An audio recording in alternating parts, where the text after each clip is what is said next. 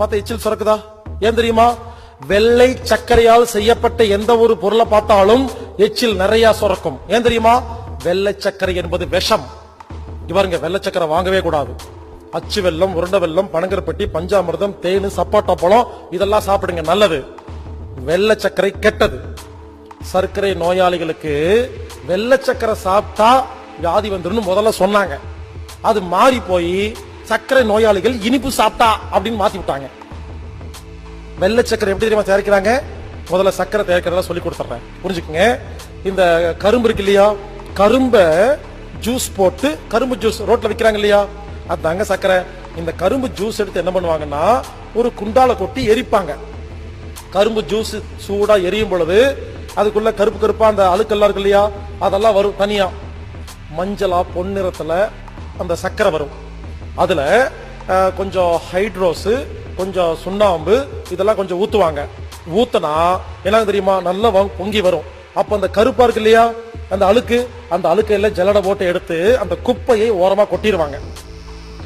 இந்த தகன்னு பொன்னிறமா எரியுது இல்லையா கரும்பு பாகு, அதை எடுத்து அதை கொண்டு போய் அச்சுல ஊத்தனா அச்சு வெல்லம், அதை கீழே ஊத்தி வெள்ளை கலர் துணிய, பருத்தி துணிய கையில மாட்டிட்டு பச்சை தண்ணியில கையை நினைச்சு அதை எடுத்து உருண்டை உருண்டையா மாத்தனா உருண்டை வெல்லம்.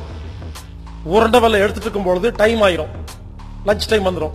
இவங்க போயிட்டு வரக்குள்ள காஞ்சி போயிரும். காஞ்சி போனதெல்லாம் தட்டினாங்கன்னா அதுக்கு பேர் நாட்டு சக்கரை. இதே பனம் மரத்துல வர அந்த பால் எடுத்து அதுல தேங்காய் எண்ணெய் ஊத்தினா பனம் கருப்பட்டி. புரிஞ்சுக்குங்க, இப்படிதான் சுகர் தயாரிக்கிறாங்க. சோ பனங்கருப்பட்டி தான் இருக்கிறதுலயே ரொம்ப ரொம்ப ரொம்ப நல்லது. அடுத்தது அச்சு வெல்லம், உருண்டை வெல்லம், நாட்டு சக்கரை. இந்த நாட்டு சக்கரை ஏன் தெரியுமா கருப்பு அசிங்கமா இருக்குது? அந்த நாட்டு சக்கரை தயாரிக்கிற இடத்துல நாட்டு சக்கரை ஒரிஜினல் தருவாங்க. இந்த குப்பையை ஓரமா போட்டிருக்காங்க இல்லையா, இந்த கடைக்காரங்க என்ன பண்றாங்க, இது தனியா வாங்கிட்டு வராங்க, அது தனியா வாங்கிட்டு வராங்க, மறுபடியும் கலந்து கொடுத்துறாங்க. அதான் நாட்டு சக்கரை வாங்கும் போது சில குண்டா கருப்பா இருக்கும், வெயிட்டுக்காக வச்சிருப்பாங்க. அது குப்பை. புரிஞ்சுக்குங்க, இதுதாங்க நல்ல சக்கரை. வெள்ளை சக்கரை எப்படி தெரியுமா தயாரிக்கிறாங்க? இந்த நாட்டு சக்கரை இருக்கு இல்லையா, அது பாவு உருவாகுது இல்லையா, அதை எடுத்துட்டு போய் அதுல ஏகப்பட்ட கெமிக்கல் எல்லாம் கொட்டி, சல்பர் அப்படிங்கிற மிக கொடுமையான ஒரு கெமிக்கலை கொட்டி, அதை விடுங்க. ஒரு சின்ன கேள்வி கேட்கிறேன், வெள்ளை சக்கரை ரேட் அதிகமா, பனங்கருப்பட்டி இல்ல அச்சு வெல்லம் இது ரேட் அதிகமா? உண்மையிலே சொல்ல போனா இந்த பனங்கருப்பட்டிய பல ப்ராசஸ் பண்ணி தான் வெள்ளை சக்கரை தயாரிக்கிறாங்க.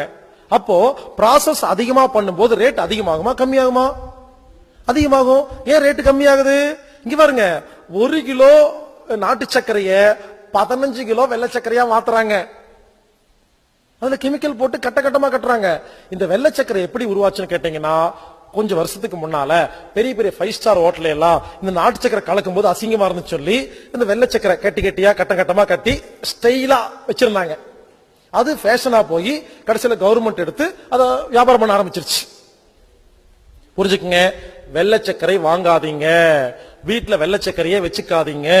அச்சு வெல்லம், உருண்டை வெல்லம், பனங்கருப்பட்டி, பஞ்சாமிர்தம், தேனு, சப்பாட்டா பழம் இதெல்லாம் நல்லதுங்க. வெள்ளை சக்கரை கெட்டது.